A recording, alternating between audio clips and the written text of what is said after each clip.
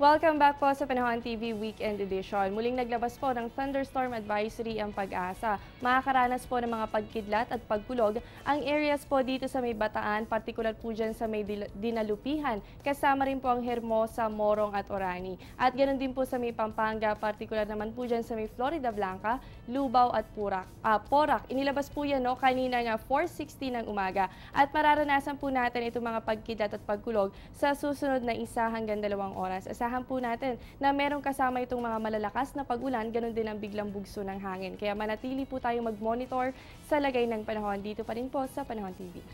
At sa ating official Facebook account ay marami na po ang nagpapadala ng kanilang mga larawan. At syempre, inilalabas po namin yan dito sa Panahon TV tuwing Sabado at Linggo. Kaya naman narito na ang top 5 photos of the day. Mula sa ating sender na si Carlo Siak na talaga nga na mga nakabantay at nakamonitor sa lagay ng panahon sa Tuguegarao City. Kitang-kita sa larawan na nakakaranas sila ng partly cloudy to cloudy skies at syempre agad niya itong ibinahagi sa atin dito sa Panahon TV. Mula naman kay Kevin Ibasco, kuha sa Tayug, Pangasinan. Kung mapapansin natin, hindi halos katulad ng nararanasan sa Tuguegarao dahil talagang mula sa kalangitan ay kitang-kita natin ang pagsikat ng araw. At galing naman sa sender natin na si Nelson Velasco. Ito po ay kuha mula sa Daraga, Albay. Bukod sa kulay blue na madalas nating nakikita ay na-capture ni Nelson. Ang ganda ng kalangitan, taglay ang mamula-mula nitong kulay. Isang scenic picture naman mula kay Pat Ozaraga, kasabay ng paglubog o pagsikat ng araw ay ang kalmadong tubig at syempre ang magandang tanawin ng Davao City. At kasama rin sa top 5 photos natin ay ang pinadala ni Ryan Gonzalez. Hindi tulad ng ibang larawan, pinapakita nito ay ang asul na kalangitan na madalas nating makikita kapag maganda ang panahon na nararanasan natin. Isang scenic picture po yan mula sa Subic, Zambales. Silang mga sender natin ay ang mga masusugid nating manonood sa iba't ibang panig ng Pilipinas. Kaya maraming salamat po sa patuloy na patagkilik sa Panahon TV. At gaya nila, i-share nyo na rin sa amin ang inyong mga larawan. Bisitahin lamang ang Panahon TV Facebook page. At kayo naman po, magbigay daan tayo sa mga ilang mahalagang announcement.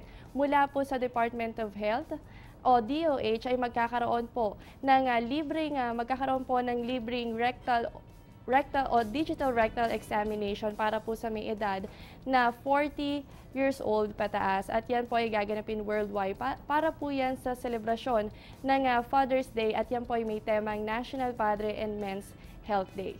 At ngayong araw din po, June 14, 2014, ay gagawin din po ang ilang Safe Blood for Saving Mothers o yan po ay merong slogan na Give Blood for Those who give life. So mula naman sa Red Cross para po yan sa World Blood Donors Day. Yan nga po sa may temang Safe Blood for Saving Mothers na may slogan na Give Blood for Those who give life. So ngayong araw din ay magsasagawa ng blood donation sa Malcolm Square, Baguio. Maaaring mag-donate ang lalaki o babae na may edad sa pagitan ng 18 to 65 years old.